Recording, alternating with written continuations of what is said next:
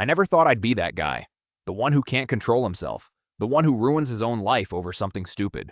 But here I am. My name is Jake, 23 years old, living back with my parents, zero savings, all because of K-pop albums. This is my story. It started 2 years ago.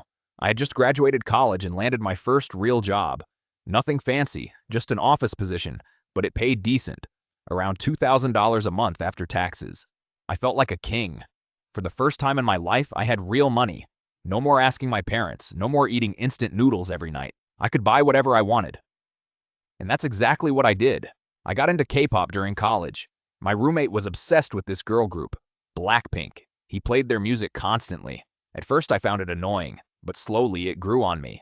The songs were catchy, the music videos were insane, and the girls were beautiful. I started watching their content, interviews, behind the scenes, reality shows. Then I discovered other groups, Twice, Red Velvet, aespa, ITZY, New Jeans. Before I knew it, I was deep in the rabbit hole. But back then, I was a broke college student. I could only watch. I couldn't buy anything. I told myself when I get a job, I'll finally support my favorite groups properly. My first paycheck came on a Friday. I remember the exact feeling, seeing that money hit my account. I felt powerful. That same night, I went online and ordered my first album. It was a Blackpink album, the special edition, $50 including shipping. I told myself it's just one, a celebration. I deserve this. When the package arrived a week later, I was so excited. I opened it like a kid on Christmas. The photo book, the CD, the photo cards, the poster, everything was so pretty, so high quality. I displayed it on my shelf and felt proud. This is what being a real fan feels like, I thought. But one album wasn't enough. Blackpink had other albums, and each album had multiple versions. Regular version, digipack version, vinyl version, box set version. I needed them all. Within a month, Jake had spent $300 on Blackpink albums alone. But I didn't stop there. Twice had a comeback. New album, 4 versions. I bought all 4. Then aespa dropped something. Then Red Velvet had a repackage. Then there were solo albums from members. Jennie, Lisa, Rose, Jisoo. I needed everything. I started visiting the K-pop store downtown every weekend. The staff knew me by name. Hey Jake, new shipment just came in. They'd message me when new stuff arrived. I was their best customer. I felt special. I felt like a VIP. The store had these random photo card packs. Basically gambling. You pay $10 and get a random card. I wanted my bias. Lisa from Blackpink.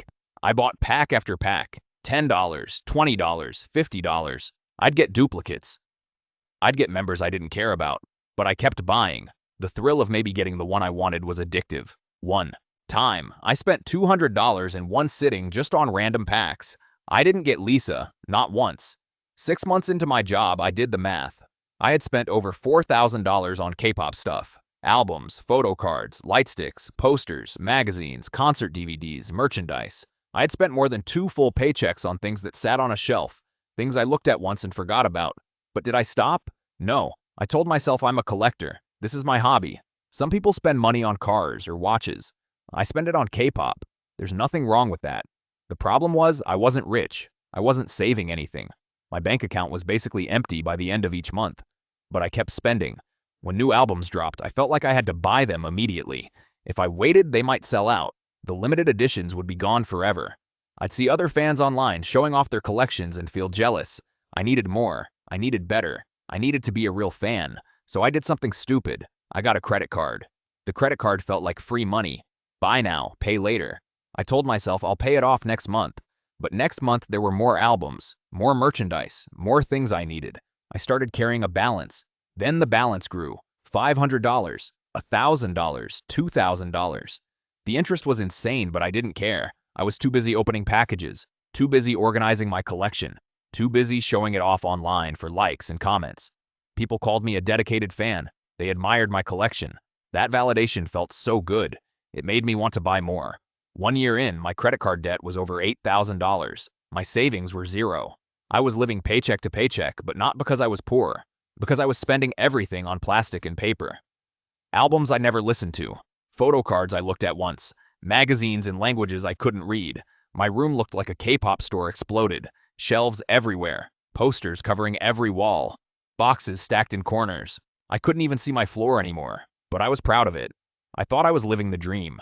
The wake-up call came when my car broke down. It needed repairs. Nothing crazy, just $1,000. But I didn't have $1,000. I had K-pop albums worth thousands, but no actual money. I couldn't sell the albums. That felt like betraying my idols. So I called my dad. Dad, I need help. My car broke down and I don't have savings right now. He asked me why. I lied. I said unexpected expenses. He gave me the money, but I could hear the disappointment in his voice. That night I looked at my collection, all those albums, all those photo cards, all that stuff. And I thought, what am I doing? But I didn't stop. That's the sad part. Even after that wake-up call, I kept buying. A new group debuted. I got into them. More albums, more merchandise. My debt kept growing. 10,000, 12,000. I was drowning, but I couldn't stop. Every time I felt stressed about money, I'd buy something to feel better. Then I'd feel worse because I spent more money. It was a cycle, an addiction. I just didn't want to admit it. The breaking point came 18 months in. I got laid off. Company downsizing. Suddenly, I had no income, but I still had $12,000 in credit card debt. I couldn't pay rent. I couldn't pay my bills. I had to call my parents. Mom, Dad, I need to move back home. I had to tell them the truth about where all my money went. My mom just stared at me. Jake, you spent $15,000 on what? Photo cards? She didn't yell. She just looked sad. That was worse than any lecture. I sold most of my collection. It hurt so much. Albums I waited months to get. Photo cards I spent hundreds trying to pull. I sold them for a fraction of what I paid. The rare cards went fast. The common stuff, nobody wanted. I made back maybe $2,000 from a collection that cost me over $15,000. That's when I realized how stupid I'd been. This stuff has no real value. It's only worth something if someone else wants it, and most people don't. It took me 8 months to pay off my debt. I got a new job. Lower paying, but it was something. I lived with my parents, ate their food, and put every extra dollar toward my credit card. No more K-pop purchases, no more online shopping, no more random packs. I deleted the store apps from my phone. I unfollowed the fan accounts that always posted new merch. I had to cut myself off completely. My dad told me, Jake, there's nothing wrong with liking music, but you have to know when enough is enough. He was right. I still like K-pop. I still listen to the music, but I don't buy anything anymore. I learned the hard way that you don't need stuff to be a fan. The music is free on streaming. The videos are free on YouTube. The community is free online. All that merchandise, it's just companies taking your money. Those limited editions, they'll make more. Those photo cards, they're worth nothing. I spent $15,000 to learn that lesson. Don't be like Jake. So here's my question for you. Are you in control of your spending, or is it controlling you? There's nothing wrong with buying an album or two. But if you're hiding purchases from people, if you're going into debt, if you're choosing merch over rent or food or savings, you have a problem. And it's okay to admit that. I wish I had admitted it sooner. Your idols don't need your money to know you're a real fan. You just need to enjoy the music. That's it. That's enough.